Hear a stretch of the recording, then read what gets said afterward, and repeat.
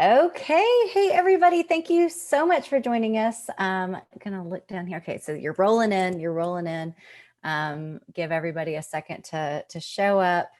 I'll talk about myself first because I matter the least out of this group. I am your moderator for today. I'm Jamie Bradley. I am so pumped. I'll introduce everyone here on the panel in a second. But as you know, our topic is selling to enterprises right now. So this is everything that you need to know about where we've been, where we're headed, all that jazz. I'm going to do the housekeeping. So we will send the recording. So if you're like, oh my gosh, this was the smartest thing I've ever heard, I've got to share it with everyone that I work with. I got you. You'll get it via email probably tomorrow, frankly, but you're going to get it. Or if you need to hop off, don't worry. You're going to be muted. So I will ask questions of you guys, and you are really open. Please, please, please color commentary, thoughts as I can. I'll grab that stuff and throw it at the panel. But just type those either into the chat or the Q&A box, and we will get those. And then you can move things around on your screen. You've used Zoom. I used to actually, I should remove that from this brief because now everyone literally on earth is on Zoom all day. So I shouldn't tell you how it works. But I'm really pumped. So like I said, this is my esteemed panel. I'm going to just start with intros here. So ladies first, Stephanie Ryan, Senior Manager of Revenue Operations at Digital River. Thank you for joining me. Hi there, happy to be here. Yeah. Here from Digital River, we simplify global payments, tax, fraud solutions, all of your back end for e-commerce. And I lead our revenue operations team there, so supporting all of our revenue generating functions, process, training, tech-wise. Absolutely. Well, thank you so much. Super excited for you to be here. And Mike Harness, this is our second time having you on a webinar. It's going to be even better than the first time. It's going to be great. I know it. So Mike is the Vice President, Head of Sales at G2. So tell us more about G2 as if we don't all know, but. So thanks for having me. Yep. And yeah, G2 is the place where people go virtually, especially now in our new world, where buyers go to review and purchase software and make software decisions. So that's on the buyer side. And then our customers get the benefit of building their customer voice. And then, we have offerings to license content from reports and analyst data that we put out, as well as allowing our customers to review and understand buyer intent from the site. So those are the two sides of the marketplace at G2. Absolutely. And we are, full disclosure, G2 users, fans. I'm in marketing, so I live for those badges and I love them. I love to see them. So thank you so much. And last but not least, Mark McWatters, my colleague here at Ambition, who is our VP of Sales. Tell the people what we do here at Ambition. What's up, everybody? Hi, yeah, I'm Mark. I lead the sales org. We are gamification and coaching for sales teams. So we are especially popular here in a work from home environment where culture is lost and clear expectations are more important than ever, but you need to do it in a fun way. Ambition is a great thing to consider, but excited to be here. Lucky to be here with Mike and Stephanie. Absolutely. And you, Jamie. Oh, stop. Oh, hush you. Well, I normally, I'll have stats and data and I'll try to explain what we're talking about and why. And honestly, with this topic, first and foremost, we had probably more registrants for this within the first few minutes of sending an email out. I was like, whoa, people are jazzed. This is a hot topic. So selling to enterprises now, here we sort of define enterprise as anyone that has at least 5,000 employees, correct? Or more. That's right. So large organizations, we're all talking to or working within those here today on this panel. So we've got some good perspective. And I'm going to try really, really hard not to say things like the new normal, but this is the new normal. Things have changed, and I'm going to kick it off to you first, Mark. Obviously, we know that things have changed. we wouldn't be here if that weren't true. So first question for you, it's softball. Can you just walk us through kind of what has changed specifically in our realm when it comes to selling to enterprises just in the last 6 to 7 months? Yeah. Sure. Yeah, I think mostly about our clients and kind of how they would respond to this. Most enterprise companies have this digital transformation plan that's a 5, a 7, a 10-year plan of how they're going to change the business through software and new digital solutions.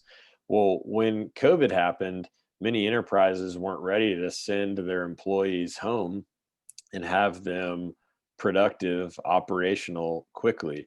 And when I think about one team in particular, the guy said, "Hey, Mark, like we didn't have cell phones for this team that sat. They were all using desktops. Like this is a out there example, but in 4 days we had to get 600 people home, and the only thing we really had in place was Salesforce and Ambition." So most companies don't even have that luxury that we saw in enterprises. And so the new normal, that digital transformation plan that was a 5-7 year plan, is now how quickly can we get this done?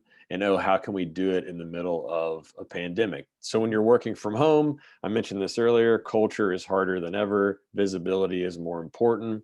And how can you create visibility and culture, but in a way that is engaging and understanding, and not just putting you on blast when you're like me and you have a 3 and a 1-year-old and a dog that are probably all going to appear in this webinar.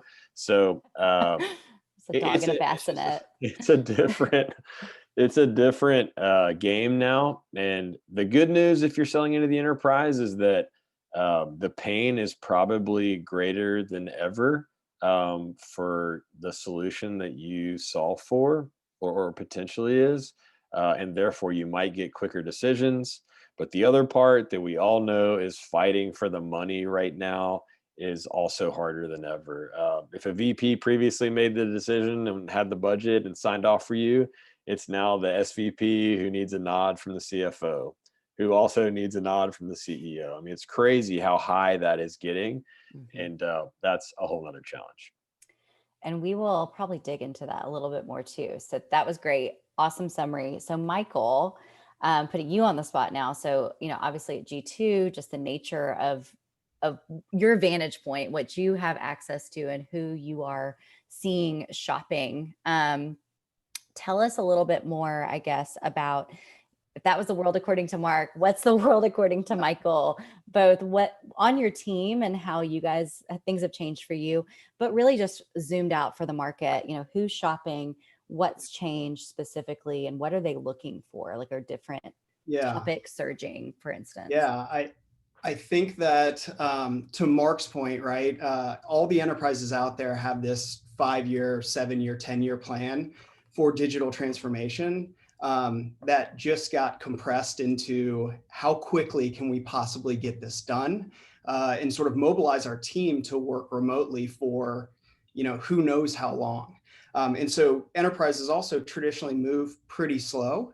And now they're being forced to speed up. I think the other dynamic that's going on now is the scrutiny on budget, to Mark's point as well. And so what you once had as, I have a buyer who has budget, now is buying by committee, right? And so you have more scrutiny from procurement, you have finance in the mix, a number of different people that we're seeing play a role in these buying decisions now. And so for my team specifically, what we actually saw, the very interesting dynamic at G2 is we actually saw a stalemate almost in March, April, May relative to our pipeline and how we were selling, right? Things just slowed down. Mm-hmm. But the site was actually surging. So we saw, double digit, and in some categories, triple digit increases and surges in category traffic. And what that tells us is all of these companies are scrambling to understand what are the pieces of software that we need as a business. And then within that category, how do these softwares compare so that we can make great decisions for our company and send our folks successfully virtually. So really we saw, this sort of dip in our pipeline and our production. However, the site was sort of surging, and the categories were all the things that you would think of, right? Anything related to virtual working was surging on the site. As people started to make this shift to virtual. Awesome. So Stephanie, so if Mark and Michael are kind of representing the relationship between a sales leader and a rep, or a sales leader and the market, you are in revenue ops. So in some ways, now that there is a committee, the buying committee, you wear a really important hat. It's a very cool hat. You wear a really important, I keep saying wear, you sit in a really important seat, I guess, on that committee. So can you kind of talk a little bit about what's just changed at Digital River specifically? How has your role been affected by all of the things that they just described, sort of this acceleration? Did you see that? Did you feel it? What was it like on the inside? And then, yeah, just tell us a little bit more about how those conversations are happening there, and how, you're deciding what to buy and what not to buy and all that good stuff. Yeah, absolutely.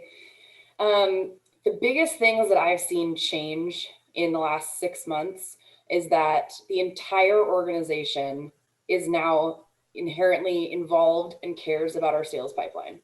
So it used to be results. How much did you sell? How much ARR did you close? And now we're seeing and starting to shed light on how every function across the organization impacts our sales pipeline.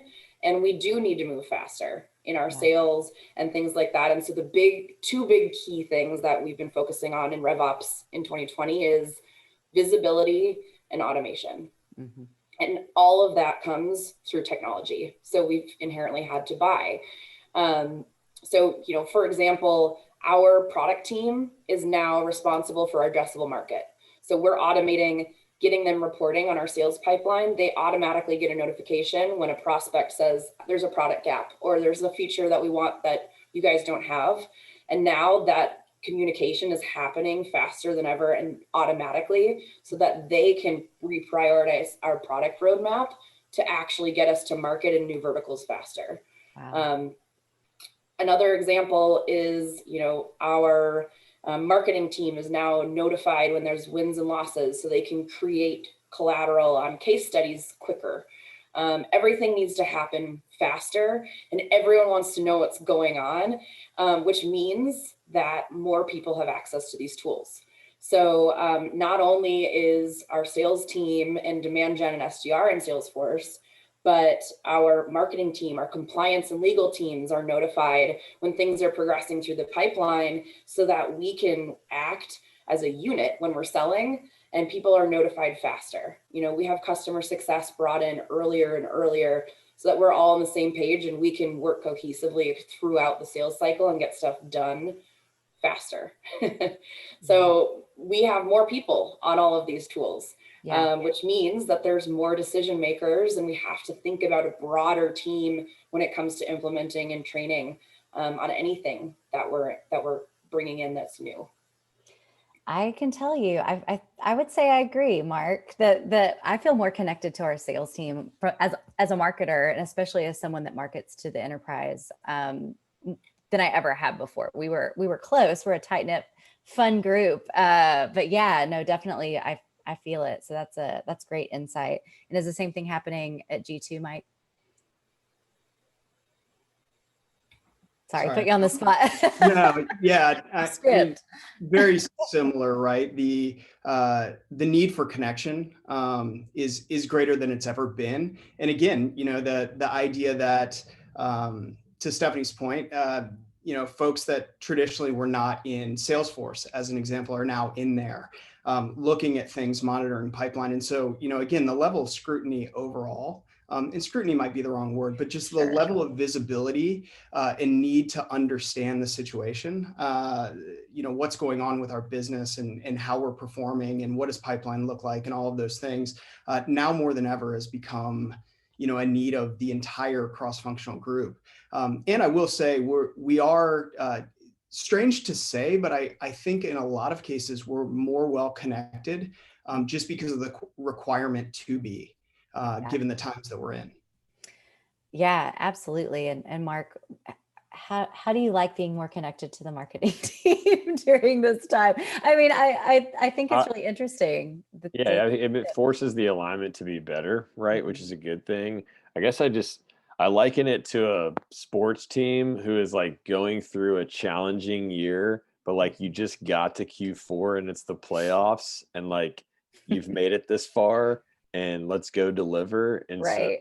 so yeah, I mean, people have to the team has to be closer, the communication has to be tighter because the buying process is much more difficult and there's more people involved. And if you're still trying to be that like superhero salesperson and go win a deal by yourself, yeah, now ain't the time to do that, brother. So, don't be a hero. Right. Exactly.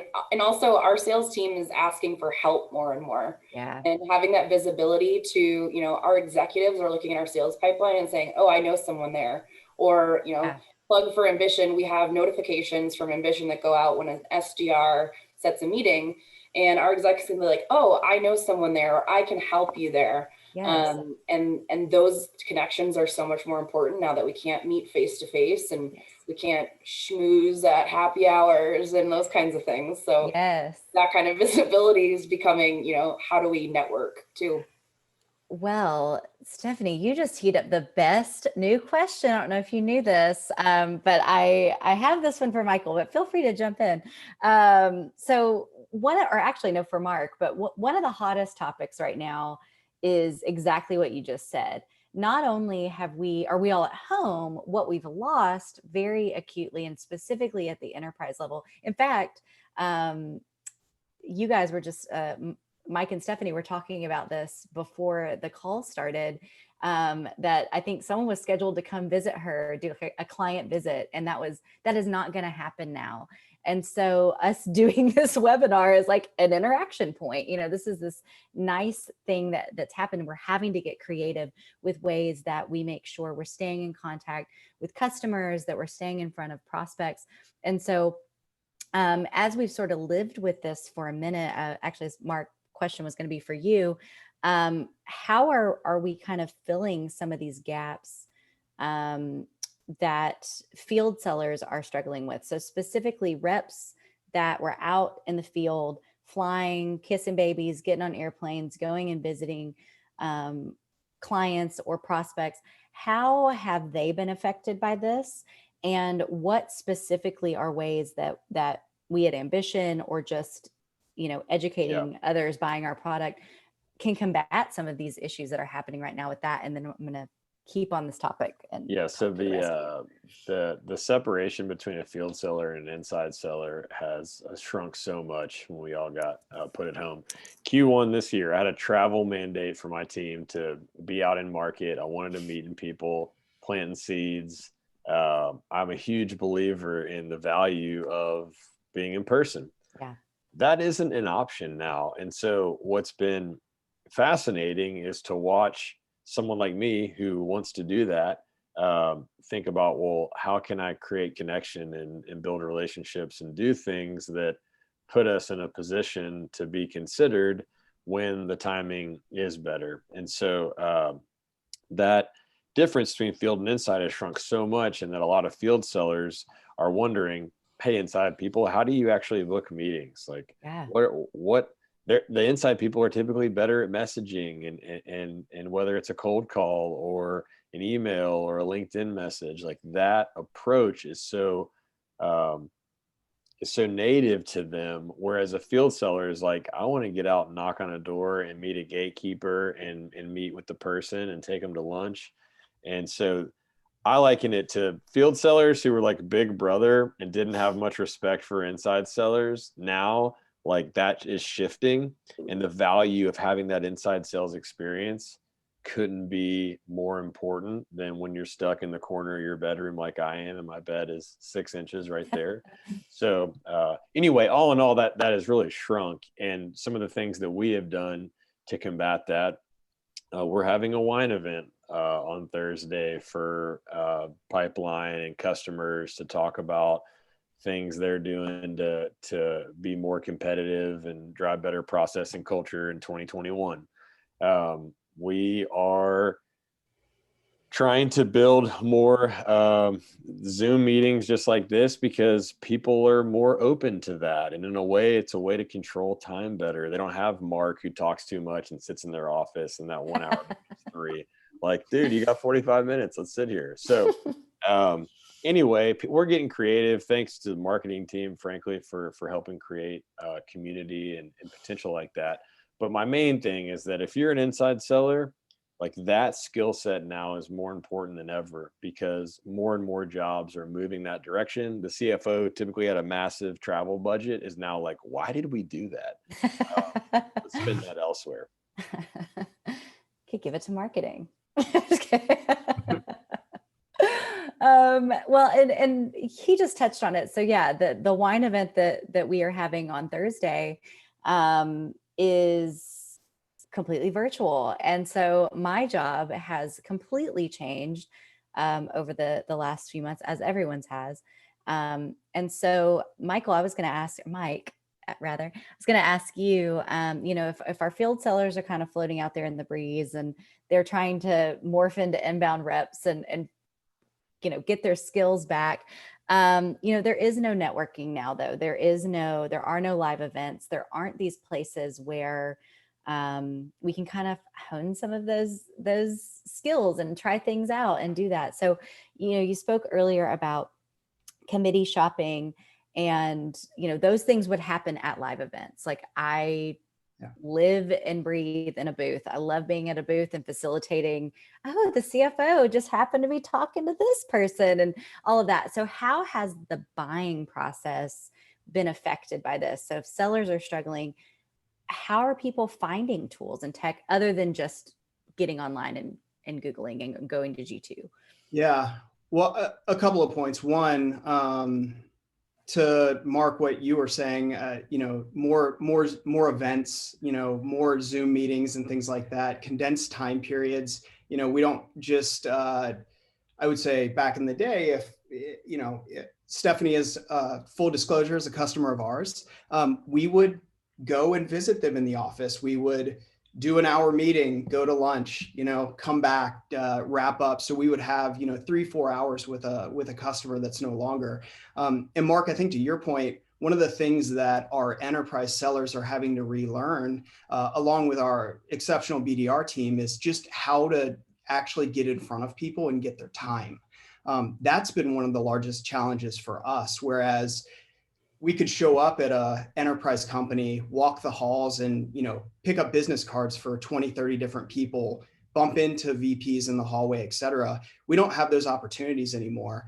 And it's very easy with very full inboxes, which I'm sure everybody has, with lots and lots of outreach. How do you actually stand out, right? And so I would say the biggest transformation is just the amount of research and also using our connections to get in, and really have a message out there that resonates with people, to say, hey, maybe G2 is something that we need to take a look at. And so I will entertain a meeting where it's very easy to just delete that email and move on.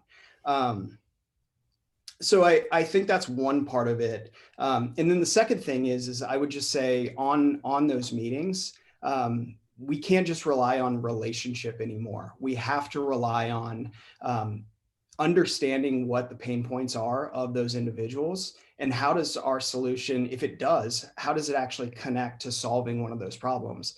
Because otherwise we'll have one meeting and then we'll never hear from those folks again if we can't make that connection. Absolutely.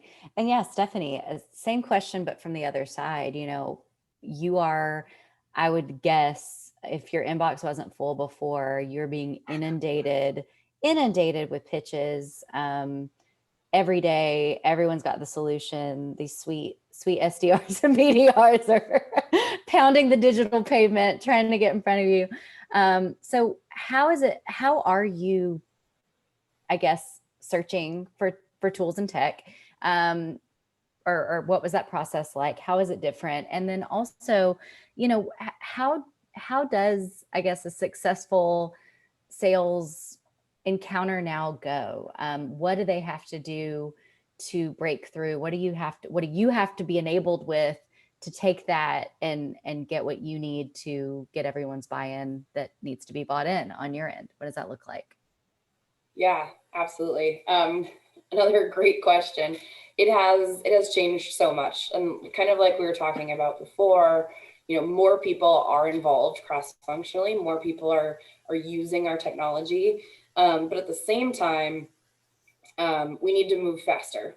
That digital transformation has increased its pace by 10,000x at this point. What it feels like for my team trying to implement new technologies and automations and things like that. So I think the biggest thing as well is, you mentioned my inbox. Well, my calendar is about the same. I don't know if you guys can relate, but since you can't go and pop in on someone and ask a quick question, it's now that question has to become a meeting or an email. And the amount of meetings and space on my calendar is insane at this point. So what I have started noticing is that I need not only everyone internally to be well connected and have visibility into things, but I want self-serve from a buying perspective. So I want to be able to go and do my research and go to a tech website and say, here's what the product is, here's what the pricing is. I want visibility onto what the implementation looks like. And I want to be able to do that without talking to a sales rep. I don't have time anymore to do the discovery call with the SDR, to the demo with the rep, to the follow-up with the objection handling, and having 5 meetings to be able to buy a solution times 3 if I'm vetting multiple solutions is not going to work anymore. So I need access to information I usually get from a rep. And what that's looking like is I'm trying to buy basically like a B2C, even though I'm buying for the enterprise. Yeah. And so that shift is really, really interesting. And our marketing team has done a great job of, let's put a developer portal out there so people can play around with our APIs before even talking to anybody. Let's get our legal and compliance terms out there so that they can do their own they can send it to their legal teams, and our reps don't have to be experts on the legal process. And that self-serve has become incredibly important, and it's because we're used to buying from our house. Yeah. Used to, I want to research, point, click, buy, and implement, all in a much shorter sales cycle. You scooped me on my next question a little bit, and I'm going to dig deeper into this, because I think it's so fascinating. You just hit at the best point, which is, we often, I think in a lot of these sort of smart webinars, talk about work as a discrete place where we hang out, and we don't ever talk about our own consumer and buying behavior. And like psychologically, that is more enmeshed than ever before. It's always been true. I'm still Jamie at work, but now I'm literally at my house. I'm literally working at my house. And so I'm even more inclined to, my entryway is filled with boxes right now, always. It's just a fact of life. I'm always ordering something that I probably shouldn't be. But yeah, you're totally right. Like, it's immediate. We're used to that as consumers and humans. That is how we are operating in the world. At Digital River specifically, and I'm going to stay on you because you're in the hot seat now.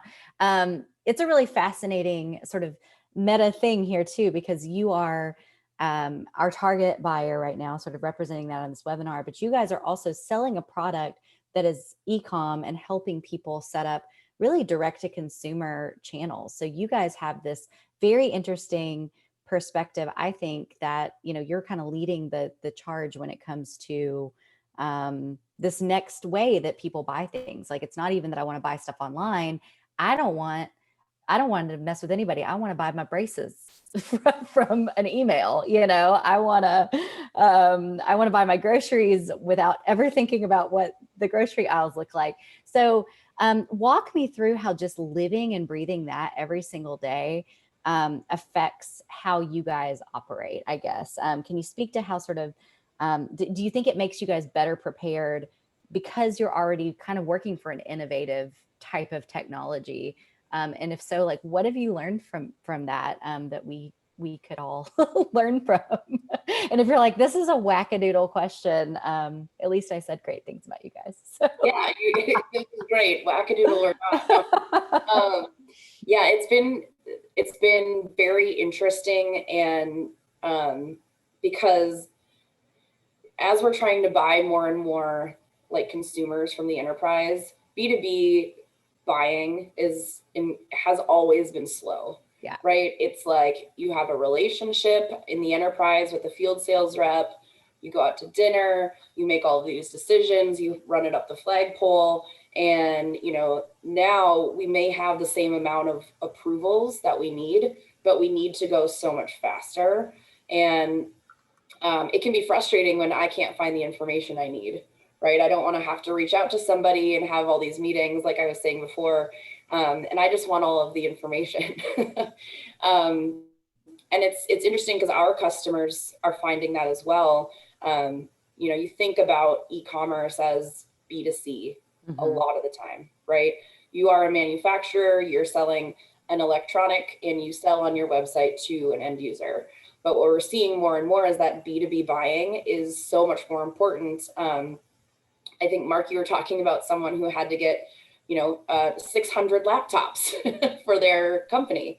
And now they want to just be able to, they need to do that fast, and they need to do that online. So we've had to think through how do we make that B2B buying experience so much faster, not only when people are buying our solution, but our customers are buying from each other. It's a very interesting shift. I think we're actually doing some webinars on that. I'm like, I need to go. Topic that I can handle. Right. Really interesting. This is the part of the webinar where I just ask questions that make my job better. No, this is super interesting and fascinating. And so we actually got a question, a live one. I have more questions for you guys though, from Andrew. So he says, from my experience with selling during COVID, potential buyers are far more concerned with the level of quality of support a vendor can provide, rather than the functionality and features a vendor can provide when it comes to a purchase decision. Have you noticed this trend?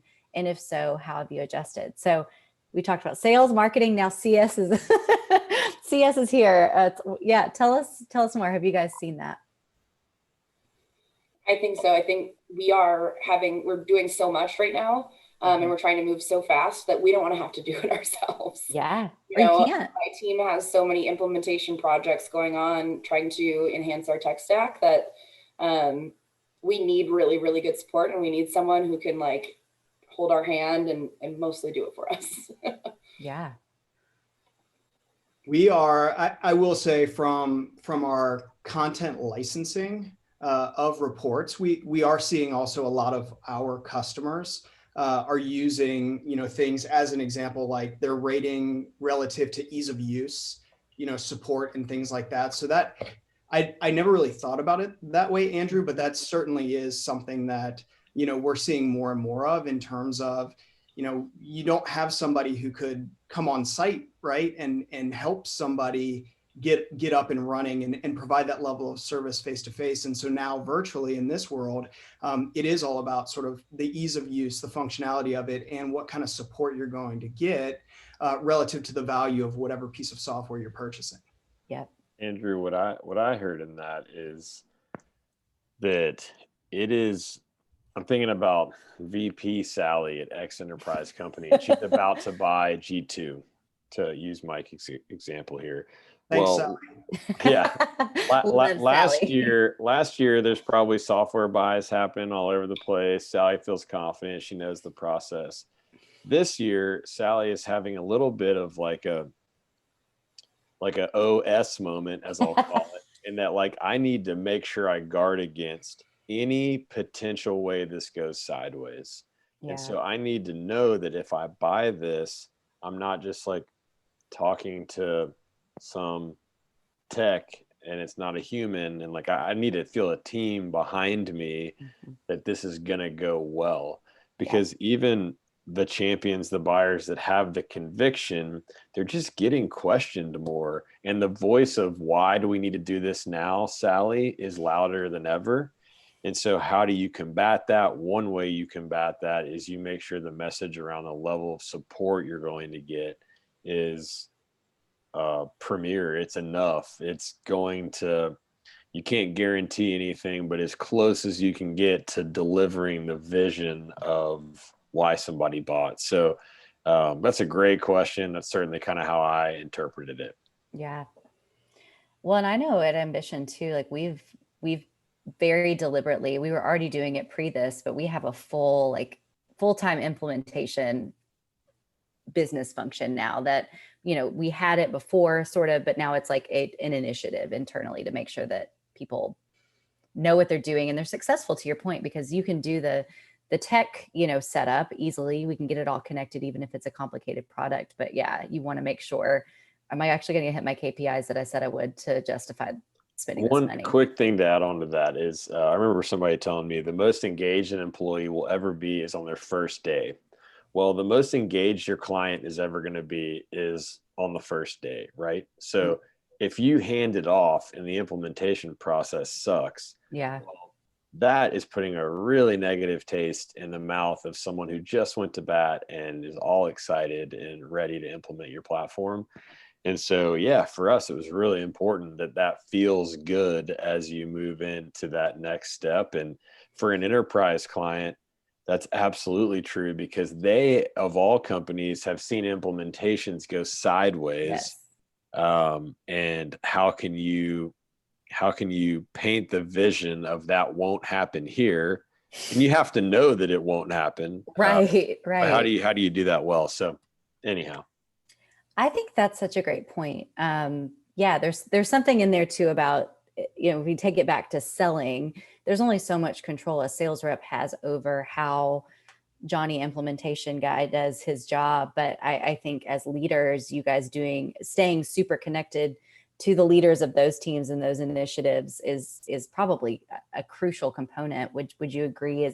How does that relationship, now Andrew, I'm just adding stuff to your question, but how do you confidently make sure that your reps feel like that piece of the process that feels out of their hands is true when they sell it? Is that for me? Sorry. Or just anyone. Yeah. Yeah. Well, the implementation team for us, and we're really drawing on this example, but I think there's enterprises, is that the call right before this was an enterprise client and a prospect, and the whole point of the meeting, that the title of the meeting that they sent us was ease of implementation. And like, at this point, we don't know if it's going to be that easy yet. We got to really dig in and like understand what it looks like. But yeah, bring them into the sales process to make sure that clarity is given. And so what you tell them is going to happen technically can happen for us in this past example in Salesforce. Okay, I have one more follow-up question. This is for anyone. Drilling down into that one more layer, and then I'll get back to my regularly scheduled questions. Do you find too that you are maybe disqualifying prospects more based on some of these things that maybe someone would have gotten through maybe the implementation? You're doing your due diligence, but do you find that because the buyer is being more scrutinized, that there's maybe more steps on the front end to really, really ensure that we're the perfect fit or that sort of thing, and whoever, both from the buyer and the seller side? Yeah, I don't know if we're disqualifying anyone, but what I will say is a company-wide initiative, especially during these last 6 to 8 months, has been getting tighter alignment on what we call MSPs, so mutual success plans, with a prospect or with a customer going through a renewal. And so we do our best to really lay out what is reasonable to expect in terms of the value delivery from G2, so that we're not just completely off base relative to what they're expecting from us, and then what we can actually reasonably deliver to those customers. And I joke with our team, whenever a one call close comes in, everybody rallies around that and gets really excited. And I get excited too, but in the back of my mind, I'm just like, oh, I have an OS moment, Mark. Right. Were all the questions asked? That's right. And yeah. Are we properly aligned with them on all of these things, right? Like, what is the value that we're going to deliver to Yeah. them? ROI. Are we going to get implemented properly? Do we understand their tech stack and how we plug into that, and getting all of those questions answered. So I think now more than ever, going back to one of the original points on this webinar is, there's more scrutiny, there's more people involved, and there's a lot more at stake relative to how people are spending their money and their budgets based on all that scrutiny. And so us as sellers, we just have to make sure that we're doing a really good job of setting those things up properly, and then being able to deliver on basically what the promise of that partnership is. I love it. All right, I'm getting back on track. That was super fun. So Andrew, thank you. Any other questions you guys have, lay them on us. These guys are super smart and they know everything. So I do want to go into, we've talked a lot about selling and buying tools, but what are you guys using? What's in your tool stack? I've found no matter what content that we are creating and producing right now for enterprise, which is more than we ever have before, because they're shopping. The number one thing I feel like it always comes back to is just everyone just wants to know what everybody else is doing, because we're as you saw, G2's model, it's based on reviews and trust, and we trust each other more than we trust marketing or sales. So what tools are in your stack now? What tools maybe, to like throw anyone under the bus, but maybe what are things that maybe were more valuable pre this time period that now aren't as valuable? Yeah, just kind of give us a landscape, and I'll start with you, Mike, actually. You sounded so great. We'll start with you. Yeah. Well, I'll speak to and I'll give you all a plug right now. So I think what I'll speak to is what we're adding, and how we're thinking about working in the virtual world. And I can tell you, my group has SDRs, BDRs, SMB, mid-market, and enterprise. And what we were finding is mid-market and enterprise are tenured folks. They sort of know what they're doing, outside of Mark's point on prospecting and working from beside their bed. They've been in the game for a while, and so they do understand what's required.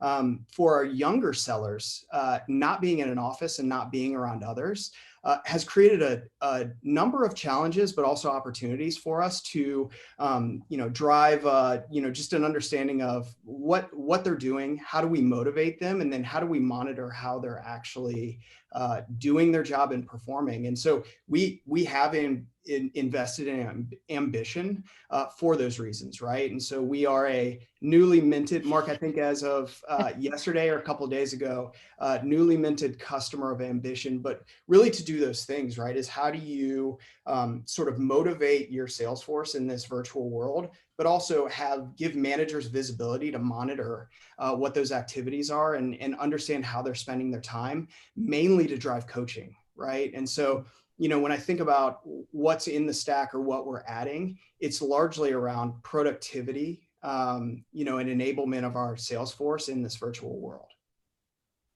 Great answer. So Stephanie, what about you? Maybe we'll just talk about what have you added, or have you added anything?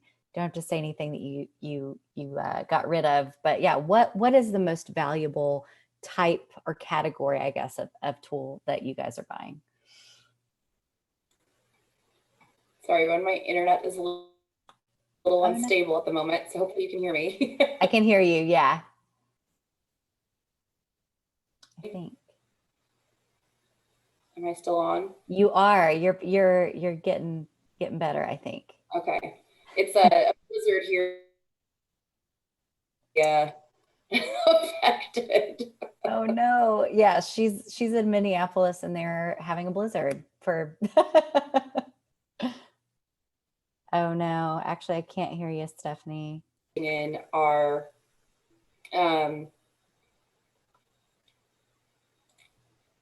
Okay. That might be better. I know, I really want your answer. I know. Okay, that's better. I might be able to be on video. That's okay. So yeah, I echo what Mike was talking about. We actually also invested in ambition for our younger sellers. to have some visibility as well as help network. We've also, like I was mentioning before, that visibility and automation are so key. So things that drive automation in, territory management, in getting more leads to our reps quicker, those kinds of things. Buyer intent is really important. So G2, we have a couple of other tools we're using for buyer intent that we're looking at as well, because it's harder to keep the pulse on what's going on. And so those kinds of things really, really are helping us have visibility into the market as well. I'm trying to think, anything that integrates with what we've currently got is really important. Like when we're making a decision between one thing or another that have the same functionality, does it integrate with what we've already got? It's huge, because it's that ease of use. Can we have our sellers be in one place and not have to toggle between multiple? That is such a great answer and such great insight. Mark, what about us? Yeah, I can run through this rather quickly. So I believe in a lean stack on the sales side. So we have Salesforce, obviously our CRM. We use Ambition for our gamification and coaching. That also pushes to Slack because our company lives in Slack. We use Outreach for engagement, and then we have conversation intelligence as well. So those are the four on the sales side. Now we also, I would consider G2 like sits in the middle of marketing and sales. Yeah. My account executives live for the email in the morning of the shopping, right? Yeah. So buyer intent is critical right now. To Stephanie's point earlier about wanting to do all the shopping before you get to the salesperson, guess where they're going? So they're either going to a friend of theirs that they can talk to in person, or they're Googling Ambition reviews. Yeah. So that's been pretty important. And then I know we recently invested in Drift too, which Jamie knows more than I do, but it's helping with some website conversion stuff, because we are seeing an increase in people looking for solutions like ours. So that's what we're doing from a sales. I don't think we're really looking to add, trying to think much right now, but those four plus kind of what we share with marketing has been critical. Well, and I was going to say, I don't normally weigh in on stuff like this, but to Mark's point, as he was talking, I was like, we actually have purchased more tools, and or on the marketing side, we've probably, like I, for instance, I'm on Sales Navigator now, so that I know that I'm seeing exactly what the enterprise AEs see, and they can share lists with me and say, like, just so you know, if this is helpful to you, this is who I'm targeting. So there's a lot more integration between. We don't see it as like MarTech and Sales Tech. It's and Drift is a great example of a tool that kind of bridges those in G2 as well.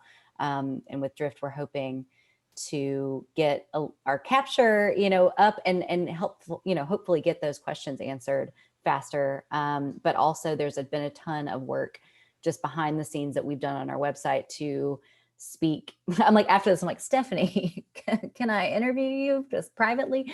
There's a ton of stuff that we've been doing just on the SEO side, just to make it easier for you to find us than ever before. A lot of really intentional work to that point too. So lots and lots of things going there. So last question that I have is about predictions for selling to enterprise in 2021. I love a predictions question. I'll probably turn it into a blog post. That's how the sausage is made. What do you guys think? Like, what's maybe one thing that is either going to change back in 2021, or I don't know. I don't even know. It could be anything. I feel like, Mark, I'll make you do this one first, because I feel like you've got one. You love to predict things. I'm trying to remember how I answered this the first time, but I have one. I think it's different. So I know a lot of people that attend these, like us, are selling software. And what we are seeing happen right now, and that I think will become even more important next year, is how much IT really controls the enterprise roadmap for a company. And that, VP Sally, like I talked about earlier, who might be able to pull a Salesforce admin to the side and say she wants to invest in this thing and she has the money, and the Salesforce admin is just like, yes. Well, now that Salesforce admin needs levels of permission that they didn't have before. And so something I am thinking about, and I think a lot of sales leaders are thinking about, they're selling software, is how do you get on that roadmap? How do you build credibility with a part of the buy that for us used to be very much a rubber stamp, and now they hold a lot more of that direction. So that's pretty specific to and candid about what I'm seeing.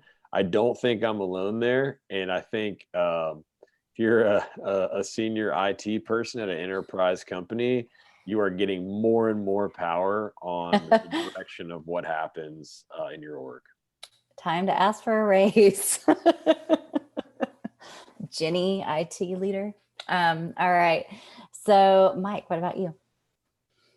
Prediction, or it's not, I don't know if this is a prediction or sort of like it's a hot take, but what I will say, I mentioned it earlier, but just the idea that now in this virtual world, we can't walk the halls, we can't go to events, happy hours are off the table, dinners, lunches, et cetera, all those opportunities to make connections and really sort of get deep and wide within these organizations, or multi-thread to create partnerships, those are no longer available, right? And so I think the best teams out there are really going to refocus on prospecting and try to use a cheesy business phrase, reimagine how they're prospecting and how they're connecting. Because ultimately it's very easy if you have dry blanket emails you're putting out there for people just to delete and move on, even if your solution could be wonderful for them.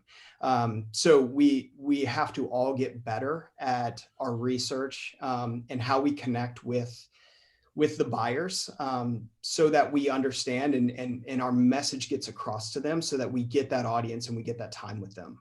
I think that's going to be more critical, over the coming months and years than it ever has been before. Great answer. And Stephanie. Yeah, I hinted at my B2B to B2C buying behavior, but what I want to focus here is non-traditional buyers. I think you were talking about, Jamie, the like there's a less of a difference between sales tech and MarTech, right? And so, and getting creative with who you're selling these solutions to. I was mentioning, our compliance and legal team are in Salesforce.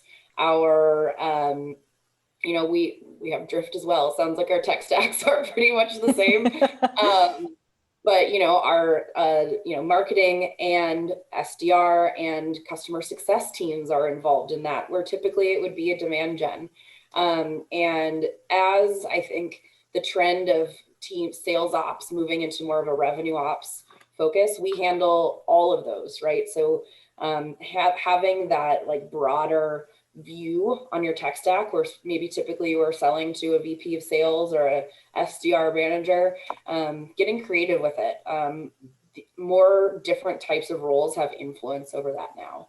And so, we as RevOps, we support customer success and sales and SDR and marketing and partner teams and all of those kinds of things. So as we've centralized our decision-making across those, it actually has expanded who is our use case for a lot of these. So get creative. If you're always selling to the finance or the sales guy, like try marketing and try a different tactic on it, because the buyers are changing. Yeah. And make it look pretty and clever. If you want me, no. All right. So we did get some additional questions. If you guys, we have 5 minutes left. So this is a great question. So Matt wants to know, what kind of metrics are you tracking? I feel like that has shifted as well. We have more team goals, I don't feel like it's like marketing's goals, sales goals, at least for us. So what is being tracked and how is that different? We definitely have more end-to-end KPIs. It's less about what kind of ARR did you generate and more forward thinking into how many stage 2, stage 3 flips did you have that's going to get us to our goals next quarter and the next year. And there's been an executive focus on some more of those like pipeline details than we typically did in the past. You know, Yeah. in the past, I think they didn't really care how we got there as long as we did. And Yeah. it might have been under the wire, and it might have been, you know, all of our closed deals on December 31st. But now Right. it's not going to fly anymore. They want to know that we are set up for success with our pipeline, and that product is making sure our addressable market is open, and that marketing has, you know, our demand gen funnel coming in strong, and how everyone plays into it. So our reporting has also gotten a lot broader in terms of our pipeline.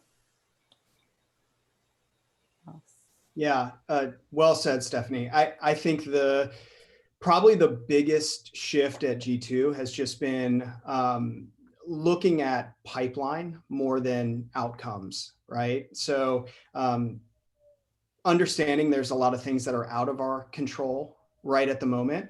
What we do know that's in our control as sellers and the go-to-market organization is what are we doing to sort of drive pipeline that, you know, it sort of falls when it falls, as long as we're following the process, and, you know, our buyer's timing is you know, hits at the time that the deal closes. But we certainly have the ability to impact pipeline, and then also make sure that there's rigor around that pipeline and things are staged appropriately, so that, you know, also we can forecast the business out and understand, you know, what are we gonna have in terms of ARR this year, and how do we reinvest those dollars in the business. And again, that's more critical now than ever. I'll speak for G2.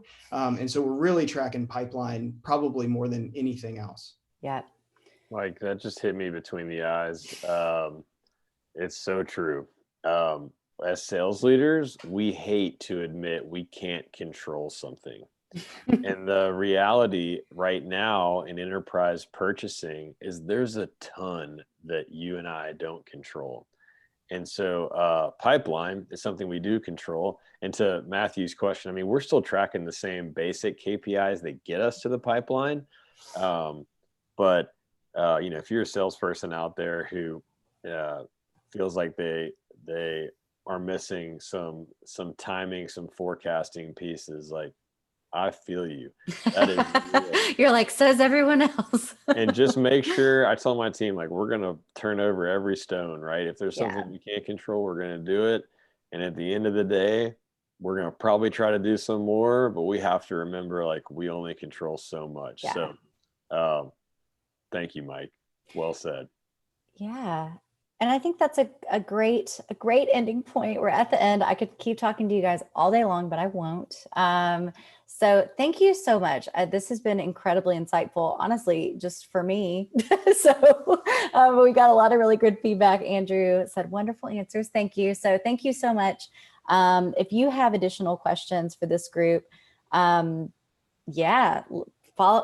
these guys on LinkedIn. We're also going to send you the recording as well. So if you have any specific questions, you'll get something from me. You can also email growth@ambition.com. And that'll be a catch-all, and we can make sure that we get you to the right person. But again, thank you so much, and have a great day, and let's get them. Go get them, Tiger. Thanks, everybody. Thanks, everybody. Have a good day. Thank you.